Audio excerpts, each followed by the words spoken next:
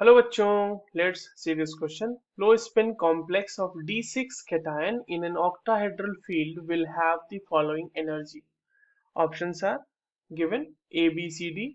Minus 12 by 5 delta O plus M, delta O plus P, minus 12 by 5 delta O plus 3P, minus 2 by 5 delta O plus 2P, and minus 2 by 5 delta O plus P. तो चलिए बच्चों, इस question को solve करते हैं और सबसे पहले ये देखते हैं कि इस क्वेश्चन को सॉल्व करने के लिए हमें कौन से की कॉन्सेप्ट की जरूरत है. अब ये जो सवाल आपसे पूछा गया है वो बेसिकली सीएफएसई यानी कि क्रिस्टल फील्ड स्टेबलाइजेशन एनर्जी के कैलकुलेशन से पूछा गया है. अब आपके पास जो गिवन है, एक D6 कैटायन गिवन है लो स्पिन कॉम्प्लेक्स के लिए. तो इसको देख लेते हैं. इसके लिए हम पहले कॉन्फ़िगरेशन लिखेंगे. तो D6 कैटायन है हमारे पास और लो स्पिन कॉम्प्लेक्स है. लो स्पिन कॉम्प्लेक्स कहने का मतलब ये हुआ कि पहले इसमें पेयरिंग होगी, उसके बाद हायर ऑर्बिटल्स में इलेक्ट्रॉन जाएगा. तो अगर D6 में हम d ऑर्बिटल का स्प्लिटिंग देखें, लेट्स से कि ये हमारे पास d ऑर्बिटल का स्प्लिटिंग है इस तरीके से. यहाँ पे मैं 5 बना देता हूँ. चलो, ये इस तरीके से d ऑर्बिटल है हमारे पास. ठीक है, ये हो गया हमारे पास d ऑर्बिटल. और डी ऑर्बिटल का जो स्प्लिटिंग होगा ऑक्टाहेड्रल कॉम्प्लेक्स में, वो बच्चों कुछ इस तरीके से होगा. नीचे T2G होगा हमारा और ऊपर EG होगा. This is for EG and this is for T2G.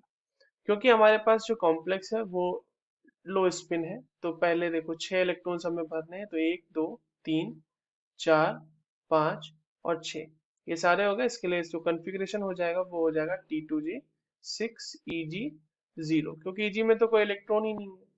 अब अगर देखिए यहाँ पे, अगर हम जो हमारे पास CFSE है उसकी बात करते हैं, तो CFSE क्या हो जाएगा बच्चों? -0.4 डेल्टा O.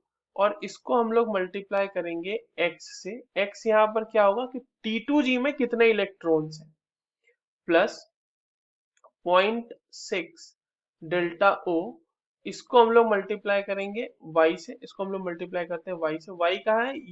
EG में कितने इलेक्ट्रॉन, और प्लस कितनी पेयरिंग हुई है उसके साथ हम लोग इसको एन पी, ये पी जो होगी वो पेयरिंग एनर्जी होगी. Pairing energy is basically the energy involve in the pairing of electron. ये एनर्जी जो पेयरिंग ऑफ इलेक्ट्रॉन हुई है, यहाँ पे देखिए 1 2 3. तो यहाँ पर जो अभी हमारे पास गिवन है T2G6 के लिए, यहाँ पर ये n जो है 3 हो जाएगा, तो ये हो जाएगा 3p. ठीक है. अब क्योंकि x और y की वैल्यू हम जानते हैं, x हमारे पास 6 हो जाएगा ना, T2G में 6 इलेक्ट्रॉन है, y तो हमारा 0 है. तो CFSE क्या हो जाएगा बच्चों? यहाँ से ये हो जाएगा -0.4 डेल्टा O इंटू 6, और ये प्लस हो जाएगा 3p. और ये वाला टर्म तो जीरो हो जाएगा क्योंकि y की वैल्यू 0 है, तो ये पूरा का पूरा टर्म ही 0 हो जाएगा.